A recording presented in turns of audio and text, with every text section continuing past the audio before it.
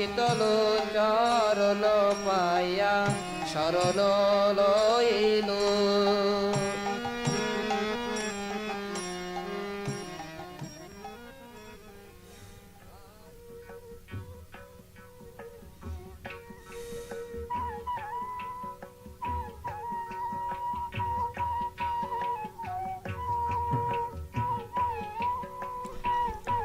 Adi Leela, Chapter 4.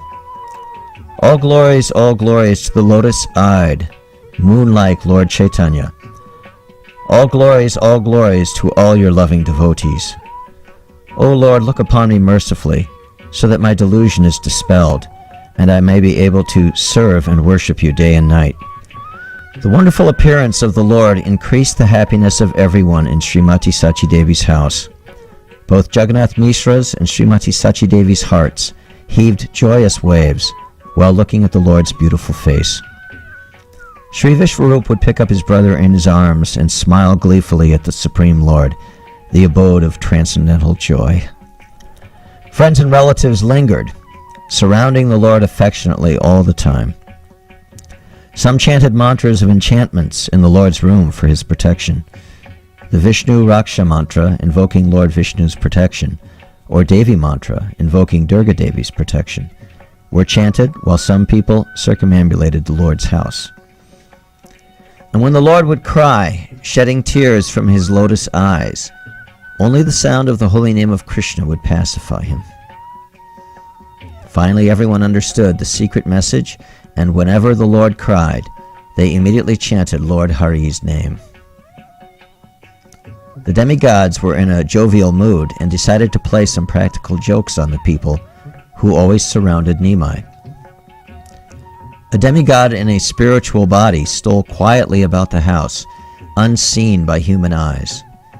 When the people saw a shadowy figure slither past, they exclaimed, "There goes a thief!" Terror-stricken, some of them loudly chanted Nasringha, Nasringha, while others murmured the Aparajita Stotra, prayers to Parvati Devi, wife of Lord Shiva, for protection. While many persons were going around the house chanting all different mantras and prayers, a great commotion was heard from inside Srimati Sachi Devi's house. The demigods had assembled to see the Lord, but the people outside thought that thieves were entering. Some shouted, "Catch the thief, thief,"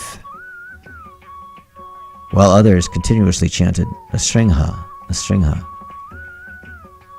A Brahmin priest endowed with powers of exorcising ghosts threatened the invisible demigods. "You are lucky you got away today, but you do not know the tremendous power of Lord Nasringhadev." Unseen by anyone, the demigods laughed to themselves. In this way, a month passed. Completing her 1 month of confinement, the period of contamination after childbirth, Srimati Sachi Devi went for a bath in the Ganga with the other ladies. Amongst singing and joyous clamor, Sachi Devi bathed in the Ganga. She worshipped Ganga Devi, and thereafter she worshipped a village goddess called Sasti.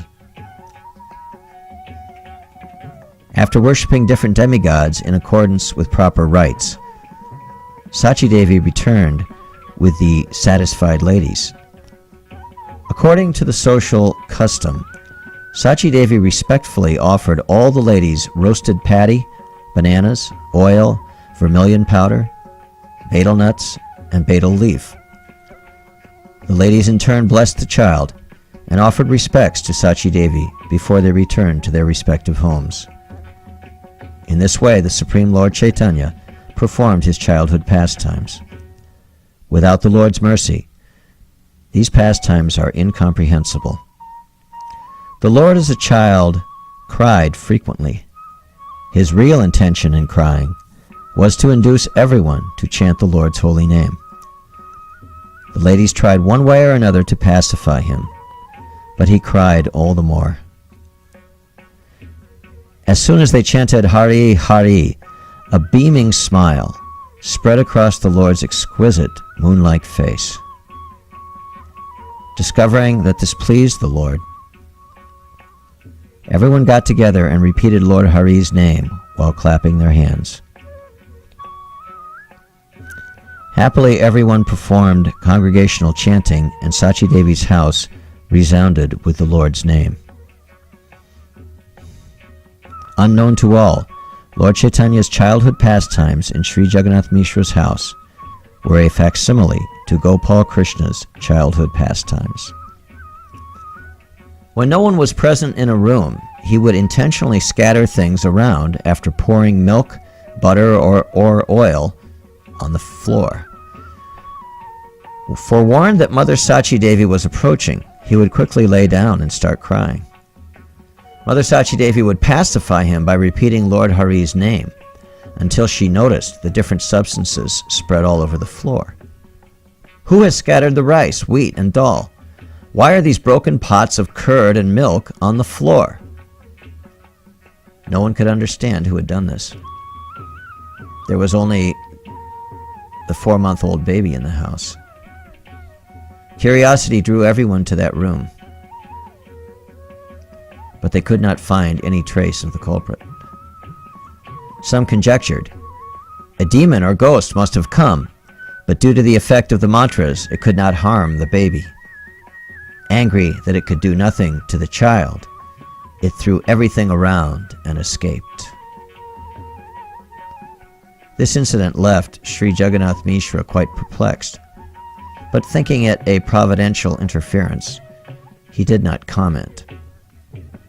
In spite of the extensive damage, both Sri Jagannath Mishra and Sachi Devi felt their sorrows soothed by just looking at the child's face.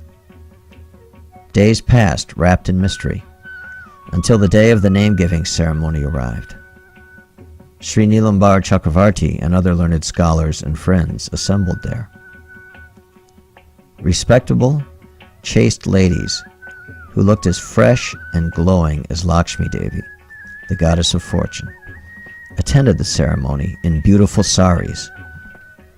Everyone discussed which name the child would have. Some ladies made one suggestion, while other ladies made another. This child will have no younger brother or sisters, so, being the last child of the family, he should be named Nimai, said one lady.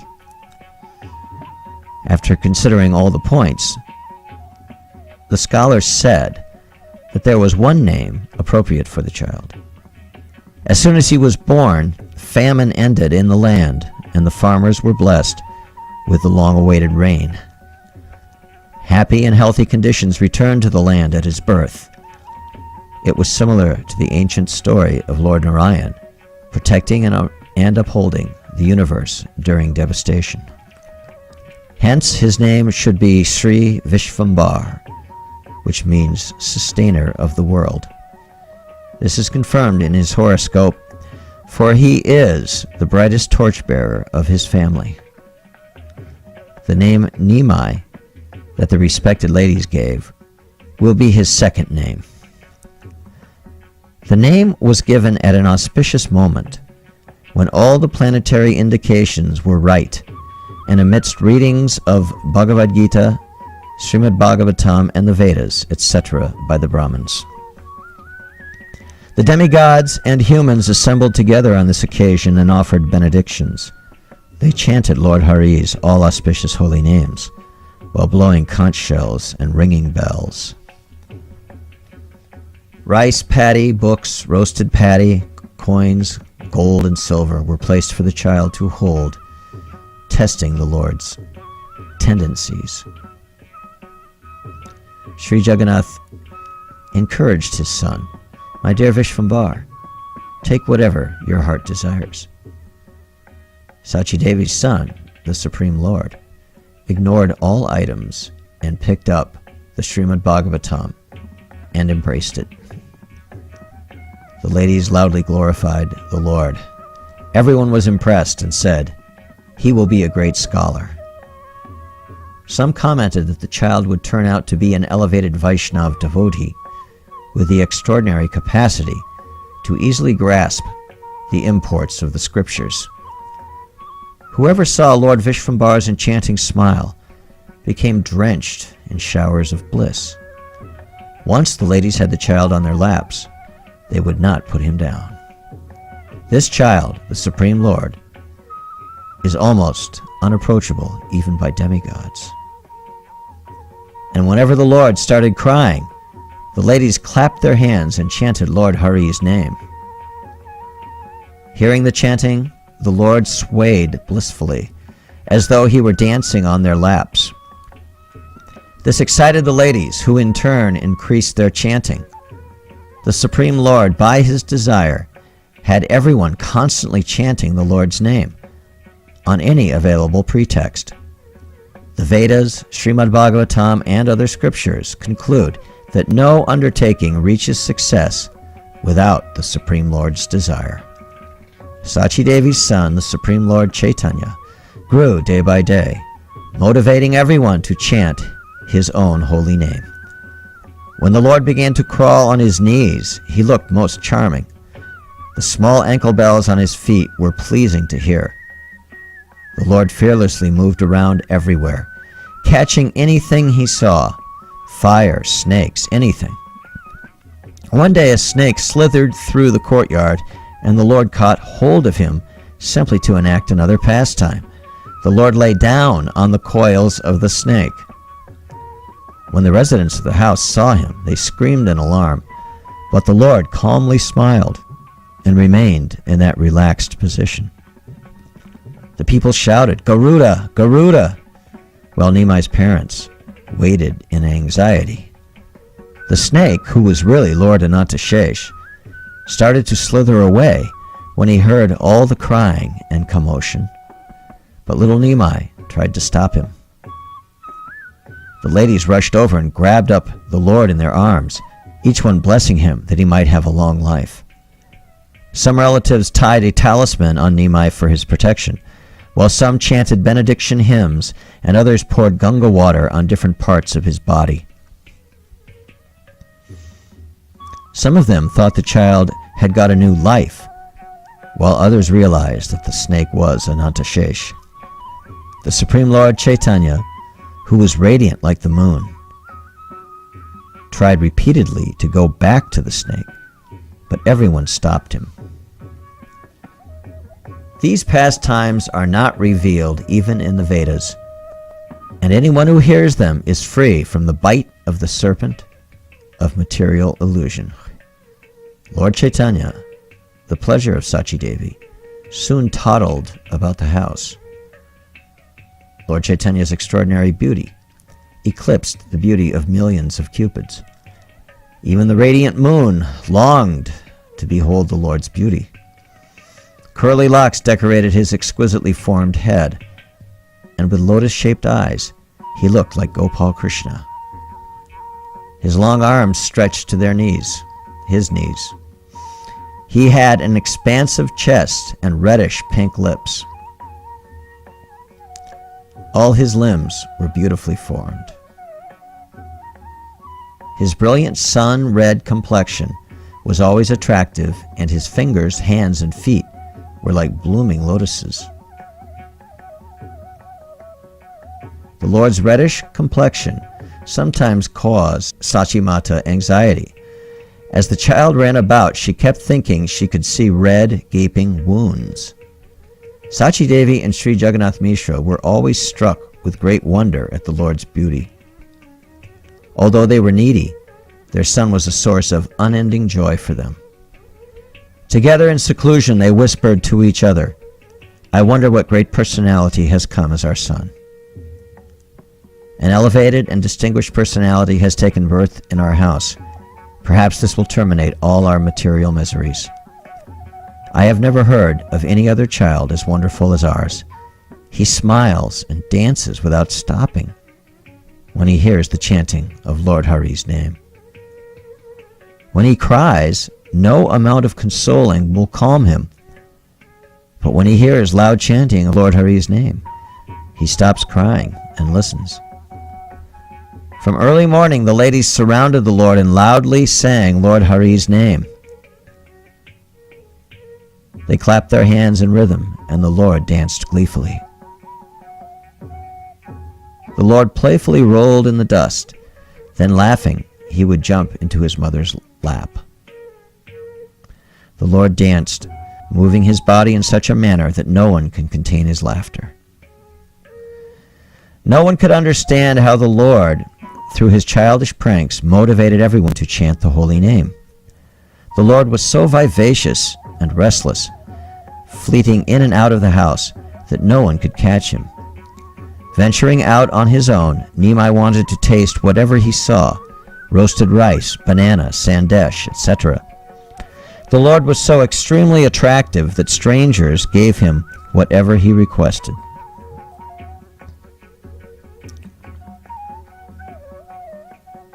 Strangers gave him sandesh or banana, and pleased with his gifts, the Lord returned home. He then distributed the food to those ladies who sang Lord Hari's name. Everyone merrily applauded the child's ingenuity and continuously sang Lord Hari's name. The Lord wandered freely in and out of the house, whether morning, noon, evening, or night. Daily he went to a friendly neighbor's house and mysteriously stole from him. In some houses he drank all the milk, and in others he ate all the rice. Wherever he found nothing to eat, he was satisfied to break all the earthen pots. If he found a small child in any house, he would tease him to tears, but when he was observed, he fled. But if by chance someone caught him, Nimai would catch the person's feet and plead, "Please, let me go this one last time. I shall never come back again. I will never steal any more. Please be merciful." Astounded by the boy's sharp intelligence, no one could remain angry with him. Ultimately, everyone was affectionate towards him. People were naturally captivated just by seeing him, and parents loved him more than they loved their own children. The Lord of Vaikuntha, Lord Chaitanya, passed his childhood in this manner, moving and mischievous. One day, 2 thieves saw the Lord roaming about the streets alone. Seeing his fine ornaments, they conspired to steal them. One of the thieves picked him up, saying, "Oh dear, while the other joined him, saying, "Where have you been for so long?" "Come quickly home, dear," the thieves said. The Lord smiled and replied, "Yes, let us go home." Busily, the 2 thieves sped away with the Lord in their arms, while the street onlookers ignorantly thought that the rightful guardians had taken the child. Teeming thousands of people were on the streets, but all were strangers to each other. The thieves were happy with themselves and with the ornaments on the child. Overtaken by greed, the thieves were trying to eat the imaginary pie in the sky, thinking that they would surely steal the golden bangles. They carried him on their shoulders toward their hideout, while the Lord rode along chuckling to himself. One thief passed a sandesh into the Lord's hand, while the other said comfortingly, "We have almost reached home." The thieves had kidnapped the Lord and run away, far away, when the Lord's relatives began to search for him. "Vishvambar, come home, Nimai," they shouted. Everyone grew frantic and restless like fish out of water.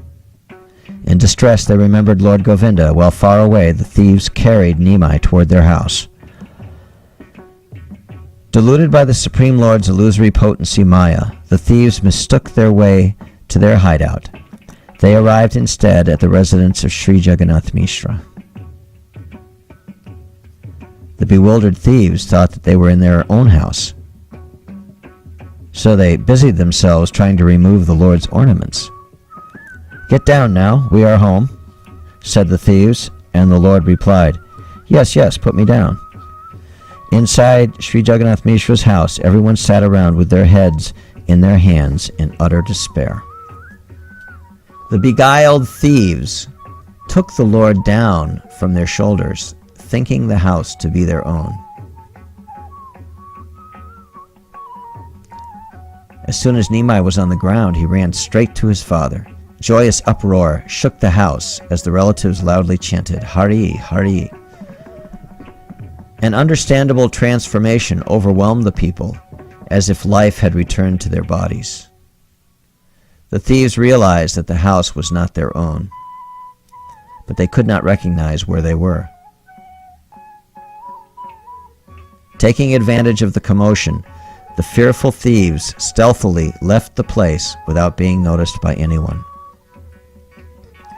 Reflecting on the strange and wonderful incident, the thieves thought, "Who was playing tricks with us?" "Chandi Devi, Goddess Durga, certainly saved us today," they said, after regaining their composure.